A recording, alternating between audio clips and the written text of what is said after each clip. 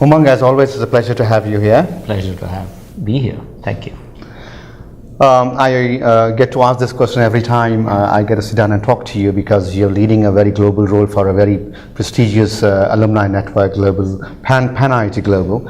And as chairman, we have seen the journey before as the USA chair and now the global chair.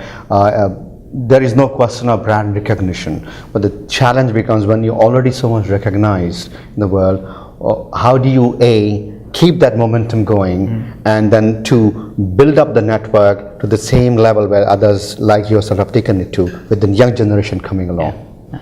Well, first of all, I'll point out that brand recognition of PanIIT is simply a basic minimum requirement for PanIIT to succeed. Ultimately, the mission, the goal of PanIIT all comes down to three things. Number one, help all of us, each other as alumni with networking services, alumni services. Number two, help our alma maters, the IITs, probably the greatest engineering institutes we've all been to. And then lastly, help our nations. And I use the word nations, which means both the nation we came from, India, most of us, and certainly the nation we're now part of, and most of us are part of America. So as long as we continue to do that, and continue to do that more and more and more, PanIIT is doing great. And even if we have a great brand, there's still so much to do. There are new people coming in who are part of the new alumni, so to speak, who just graduated. They need to be helped in their careers and ways to get incorporated into this country. That's part of our job, help them mentor, etc. There are lots of problems with the new IITs today that are emerging, either because of budgets or faculty, especially with the new IITs coming along, so many more new IITs. These have to be integrated and incorporated. That's all part of our mission. And of course, we all know that we can help in many, many different ways for both India and America. So our work is by no means done, and we have a long, long way to go. One of the reasons why IIT brand has become so synonymous, especially in this country, is because of the accomplishments of its alumni. And you have been a part and parcel of that network. So I want to take you back to your entrepreneurial journey now that you have successfully exited your last role as CEO of a big company called Keynote Systems. So it's time to reflect back on the journey and ask you about the challenges that you overcame and the opportunities that were provided to you, and how you grabbed them to really achieve the heights that you have. So it becomes an inspiration to the emerging young entrepreneurs. My question to begin with the entrepreneurial journey is, if I take you back before we come to Keynote in the end, is in the early days, you were credited with writing the business plan for Oracle. Yes. And I think anybody who's associated with IT in any capacity knows Oracle now. Yes. So just wanted to share some anecdotes and your experiences starting from the journey as we'll continue to Keynote.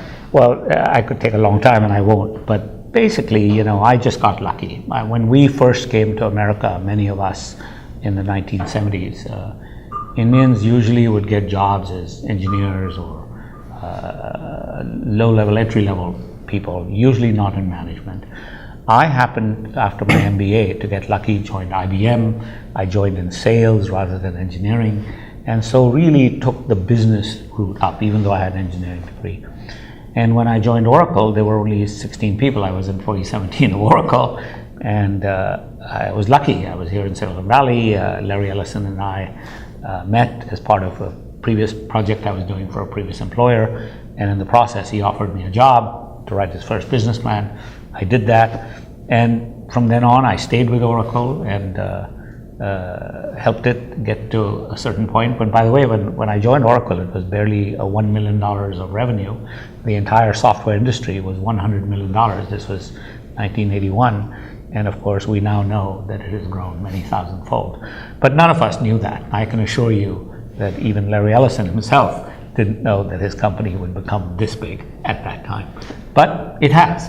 And all of us, the rest of us, in various ways, many ex-Oracle executives have done quite well.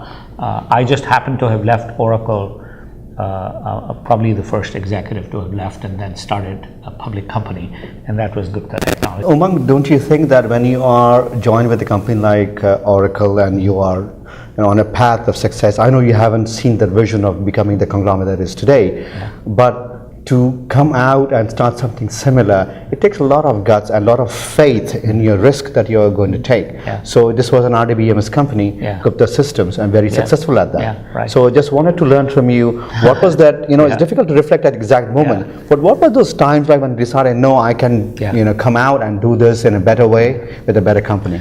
Well, first of all, I will tell you, I didn't grow up wanting to be an entrepreneur. I grew up in a left of center household, socialist, and none of us really thought that being in business was a good thing. But as I grew and I came to America and I became part of Silicon Valley, I totally fell in love with technology. I loved technology then and I love technology today. And so my main goal when I left Oracle was to do something that Oracle could not do or would not do. And at that time, the PC had just emerged. I felt like we should build an SQL database for PCs and PC networks. And Oracle at that time, in 1984, correctly so, was concentrating on higher end systems. And I had been in charge of some of the early porting of Oracle to microcomputers and PCs, so I kind of knew that this is a market waiting to flower. So I left and started a company called Gupta Technologies, whose main goal in life was to build SQL databases for PCs, but actually very quickly we morphed into probably the world's first client-server software company, because SQL databases ran on PCs, then the clients of the databases ran on PCs also, and they ran on a network, and that became what later turned out to be client-server. To having exited, most people in your place would say, well, I've done at an early age, I'm successful, and now it's time to kick back and relax and enjoy the success that I've earned. But the opportunity came again with Keynote Systems. The founders came to you and you joined them as a CEO. It's been a 15-year-long journey from where it was to where it exited just this year. A very successful exit, I must say. So just, would like to ask you to share some of the experiences of Keynote Systems. Well, I think in general, I can tell you that while Gupta Technologies was a very successful company in its first 10 years, from zero to, from basically 1984 to 1993 when we went public, it was a very successful company. It doubled almost every year and we did it very efficiently and very well. It was not as successful in the post-public environment. And I think when I look back and reflect upon it, it was not as successful because I feel like I did not build a company for this long-term success. It was built around technology and technology alone. And I learned a very valuable lesson, which is that technology is a ticket to the game, but not the game itself. You have to build a business if you wish it to last that constantly is looking at changes in the market, looking at how you might expand outside of your core areas. You cannot just depend on technology because other people can hire great engineers and build technology. And we should have recognized at Gupta Technologies that in fact the world of client server was ending and a new world of the internet was coming along. And of course, when that came along for many other reasons, Gupta Technologies did not do well. So when I exited Gupta, which was 1996, I resolved that next time I do something, if I do something, I will do it because I will want to build, not just for the love of technology, but for the love of building a company that is built to last. And I think of myself really as a craftsman, and I think of my job as a CEO, an entrepreneur, as a craftsman does. I wish to perfect my craft.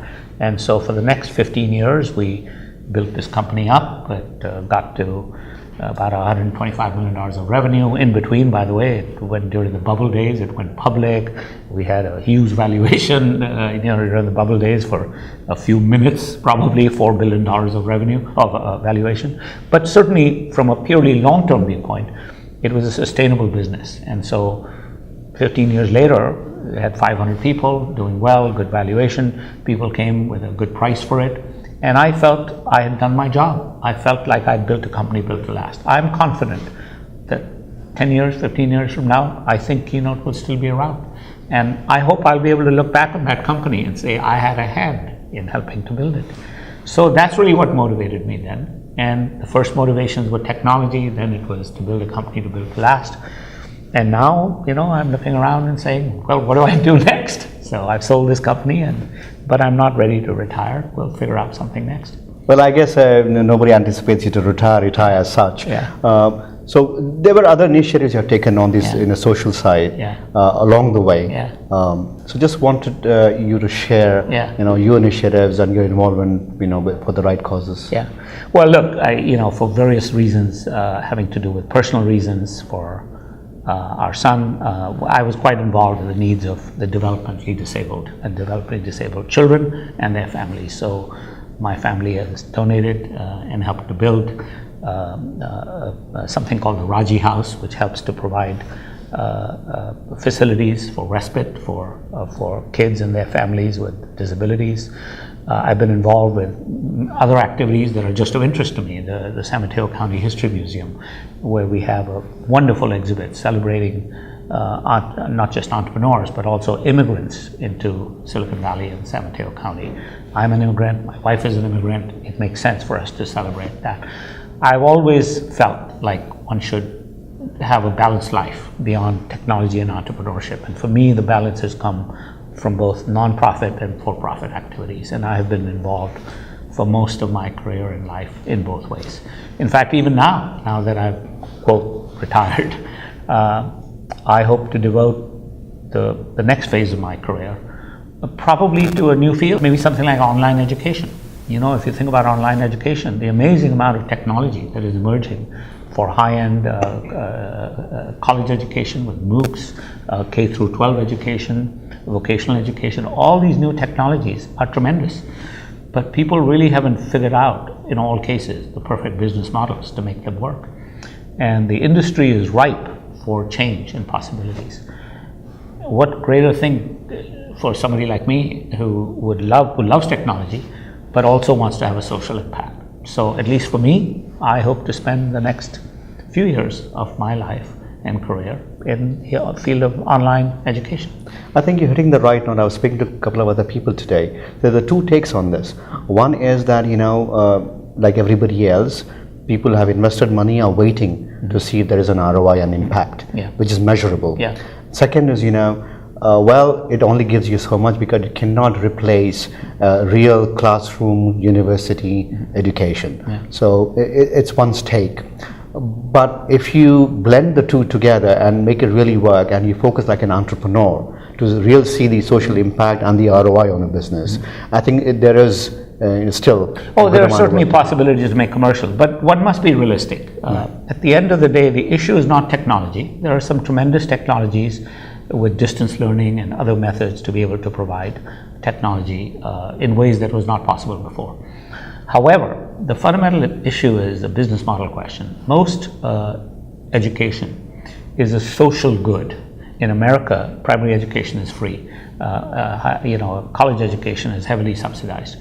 In many other parts of the world, India, for example, it's pretty much even more heavily subsidized or free.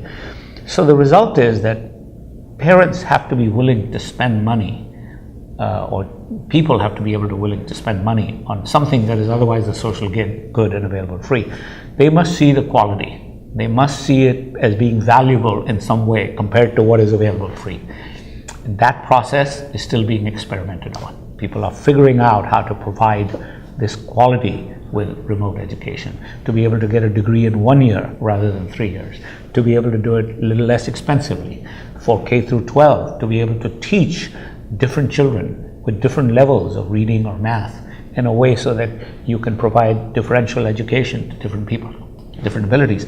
Those things are not possible with one child, with 30 children in a schoolroom with one teacher. Right. So those are the things that I think, as the quality improves and the capabilities improve, the value perception will improve and people will pay for it. When you came, and people before you came to this country, it was an $8 deal because government would allow you only $8 to $10 to yes, take it with I you. remember that.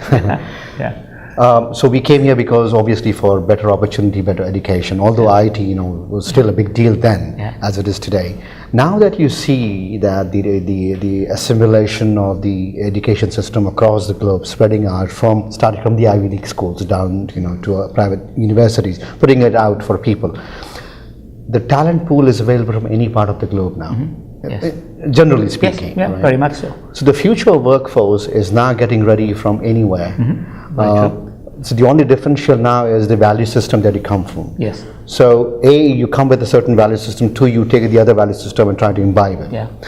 When you look as, now that you have done the whole journey, if you were to advise somebody who's going to build a big $1 billion or $10 billion company, the talent pool becomes very critical. When you look at from this prism, how do you see the talent pool emerging with this kind of education spreading out? With the education spreading out? Well, I think in general one must recognize that there are parts of the educational technology that are infrastructure based, and they are not culture based. They're not based on any individual country. So an infrastructure for a MOOC, a massive online open course, will work just as well in America as it will work in India. And if any company is going to do well with MOOCs, they will have to build a worldwide infrastructure, because that's the only way you get global presence. Just like Oracle is a worldwide company, or Microsoft is a worldwide company. You have to do that to get volume. However, there are other parts to education that are in fact very culture specific. You teach in English in America and England, but in Germany you will teach in German. In India, you may teach in English in some parts of society, but a very large part of society you have to teach in Hindi or the regional languages. And so language and culture are connected, and so there's a tremendous amount for education that will have to be language and culture specific. But the big infrastructure side, I think that can be global based. Well, wishing you all the best, Umang, for the future. And I know you'll be involved in many great initiatives, and you'll be inspiring a lot more entrepreneurs. Again, thank you so much for the opportunity. Pleasure, and thank you for having me. Thank you.